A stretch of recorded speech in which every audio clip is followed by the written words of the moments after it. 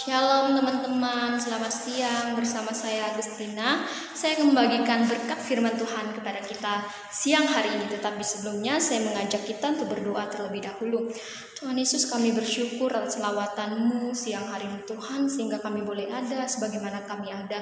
Tuhan, kami bersyukur di mana Engkau masih memberi kepada kami waktu, kesempatan yang ada untuk membagikan firman-Mu Tuhan. Kau berkati hamba-Mu yang akan menyampaikannya. Tuhan, berikanlah kepada hamba-Mu ini hikmat supaya dalam berkata-kata hamba-Mu dapat menerangkan sesuai dengan kebenaran firman Tuhan, sehingga firman-Mu ini Tuhan tidak hanya bertumbuh tapi berbuah dalam kehidupan kami Tuhan, sehingga dapat kami aplikasikan dalam kehidupan kami hari lepas hari. Hamba telah berdoa dan mengucap syukur hanya di dalam nama Yesus, amin. Mari kita membuka firman Tuhan dalam Kolose pasal 2 ayat ke-7 yang berbunyi demikian: hendaklah kamu berakar di dalam Dia dan dibangun di atas Dia, dan hendaklah kamu bertambah teguh dalam iman yang telah diajarkan kepadamu, dan hendaklah hatimu melimpah dengan syukur. Nah teman-teman, kita tahu bahwa dalam sebuah bangunan itu membutuhkan yang namanya pondasi. Pondasi adalah suatu dasar dalam sebuah bangunan tersebut, sehingga ia tetap kokoh, tetap kuat, dan tidak tergoyahkan. Demikianlah Rasul Paulus menerangkan kepada kita dalam firman Tuhan ini. Saya mendapatkan berkat bahwa Rasul Paulus mau supaya kita bertumbuh di dalam Yesus Kristus yang telah mati bagi kita. Nah, bagaimana sebagai orang Kristen kita dapat menerapkan gaya hidup yang sesuai dengan firman Tuhan? Artinya bahwa ketika kita sudah menerima Tuhan sebagai juru selamat hidup kita, maka kita pasti akan bertumbuh di dalam Tuhan. Kita memerlukan yang namanya pondasi, dasar kekristenan dalam hidup kita, dasar kehidupan seorang Kristen, yaitu kita harus berpusat kepada Yesus sebagai juru selamat hidup kita. Nah, saya memberikan kepada kita tema di sini, yaitu ciri-ciri pondasi kekristenan. Apa sih ciri-ciri pondasi kekristenan? Dapat kita lihat dalam beberapa poin yang dapat saya terapkan. Yang pertama, kita harus berakar di dalam Yesus Kristus. Ada dalam ayat yang ke-7, hendaklah kamu berakar di dalam Dia. Nah, berakar artinya bahwa kita mau bertumbuh seperti pohon. Tanpa akar ia tidak akan bertumbuh. Berakar artinya bahwa kita jangan berpaling daripada hal-hal yang dapat membuat kita menjauh daripada Tuhan. Jangan berpaling daripada Tuhan kita, karena Tuhan adalah Allah yang cemburu, Allah yang tidak senang melihat kita berpaling kepada Dia. Kemudian jangan sampai kita memegahkan diri, karena itu bukanlah akar-akar yang bagus dalam hidup kita. Akar yang sesuai dengan firman Tuhan, kita tidak akan menjadi orang yang sombong, kita tidak akan menjadi orang yang memegahkan diri atas diri kita. Ketika kita sukses, ketika kita memiliki segalanya, ketika kita menjadi orang yang kaya raya sekalipun, Tuhan mau supaya kita jangan memegahkan diri. Tuhan mau supaya kita mempergunakan apa yang kita miliki untuk memuliakan Tuhan. Bisa dalam arti memuliakan Tuhan, kita membantu orang yang membutuhkan, kita membangun yayasan, kita beringan tangan, kita membantu orang-orang miskin. Itu juga dapat kita terapkan dalam hidup kita untuk memuliakan Tuhan, sehingga orang melihat akar yang baik dalam hidup kita, sehingga kita orang Kristen dapat menjadi contoh dan teladan yang baik, gaya hidup, model hidup yang baik. Nah, Tuhan mau supaya kita berakar di dalam Tuhan dengan tidak menjauhkan diri daripada kasih karunia yang telah Tuhan berikan. Kasih karunia yang Tuhan berikan, Ia telah mati bagi kita dengan cuma-cuma. Kita tidak perlu membayar, gratis. Apakah kita meninggalkan kasih karunia yang Tuhan berikan dalam hidup kita? Tentu saja tidak. Sebagai orang Kristen, kita harus berpegang kepada Tuhan sebagai landasan hidup kita. Bahwa Ia telah mati, Ia telah menggantungkan diri di kayu salib, Ia telah menyelamatkan kita. Maka dari itu Tuhan mau supaya kita berakar di dalam Tuhan. Kemudian Tuhan mau supaya kita, dalam poin kedua saya berikan, yaitu dibangun di atas Dia. Dibangun artinya kita harus bertumbuh. Untuk bertumbuh kita perlu firman Tuhan. Firman Tuhan yang membuat kita hidup. Karena kalau kita tidak merenungkan firman Tuhan seperti yang telah saya khotbahkan dalam Mazmur pasal 63 ayat 1 yang ke-8, kalau kita tidak merenungkan firman Tuhan, iman kita tidak akan bertumbuh. Maka Tuhan Yesus Rasul Paulus mau mengingatkan kepada kita di tempat ini bahwa kita harus bertumbuh di dalam Tuhan. Maka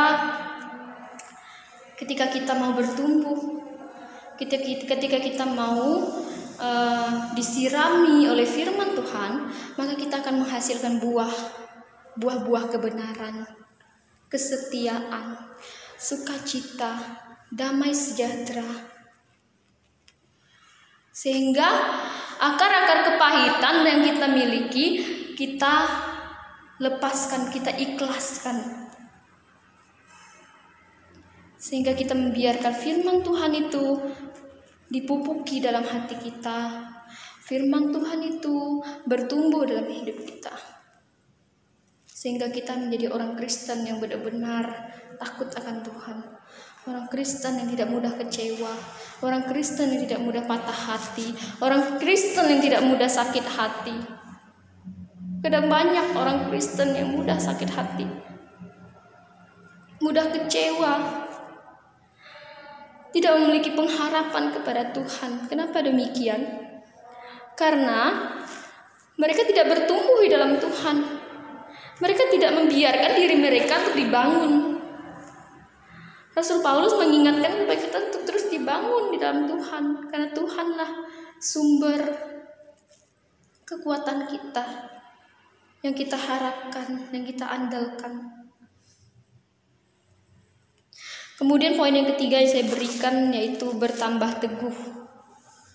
Kita harus bertambah teguh di dalam Tuhan. Apapun situasinya kita harus berdiri tegak seperti ini. Bertambah teguh artinya bahwa kita memegang teguh suatu pengharapan yang telah kita miliki. Kita tidak mudah goyah. Kita tidak membiarkan hidup kita, diri kita diperbudak oleh dosa, diperhamba oleh dosa. Karena banyak orang Kristen bahwa mereka terombang-ambing oleh hal-hal duniawi, sehingga mereka lebih memilih untuk memuaskan kedagingan mereka, hawa nafsu mereka, sehingga dalam hal itu membuat mereka jatuh dalam dosa, menikmati zona nyaman yang membuat mereka tidak dapat keluar dari zona nyaman tersebut.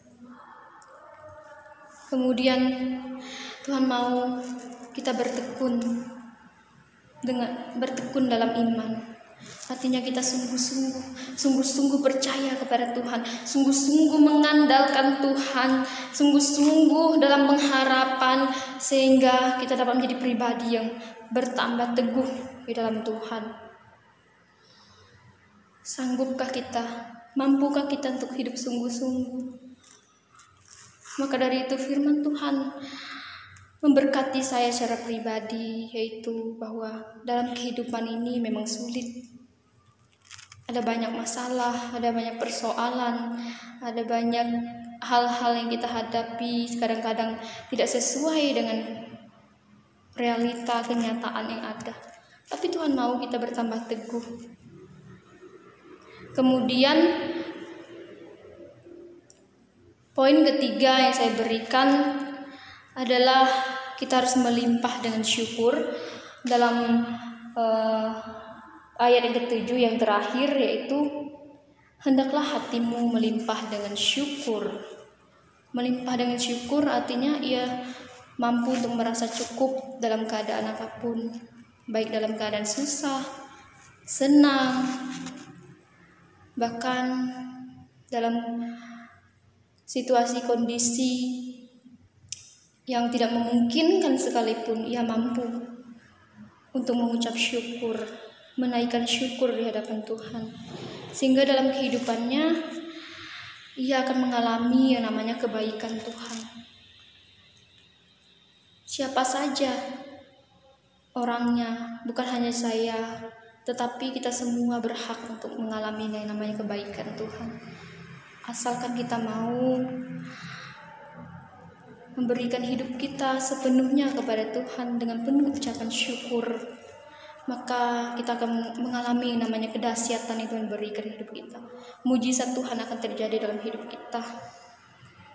Maka dari itu, Tuhan mau supaya kita melimpah dengan syukur, supaya yang pertama kita mengalami kebaikan Tuhan, yang kedua kita mengalami persekutuan dengan Allah. Persekutuan dengan Allah. Kalau orang hatinya selalu bersyukur, selalu tenang, selalu damai, selalu adem, pasti ia akan mengalami yang namanya persekutuan dengan Allah. Ia tidak akan pernah kecewa, ia tidak akan pernah menyalahkan Tuhan atas apa yang terjadi, tapi ia selalu bersyukur. Ia selalu ikhlas terhadap segala sesuatu yang terjadi.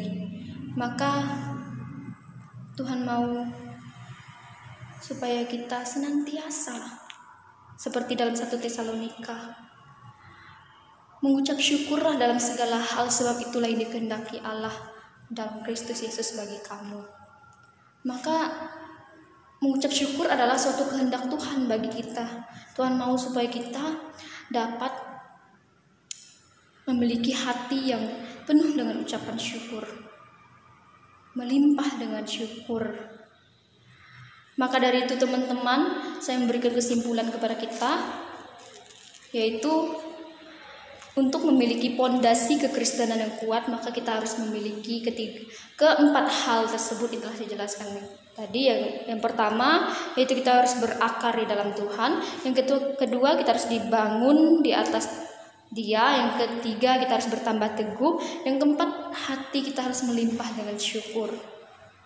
Dan biarlah firman Tuhan pada siang hari ini dapat memberkati kita semua. Sekian dan shalom. Tuhan Yesus memberkati. Amin.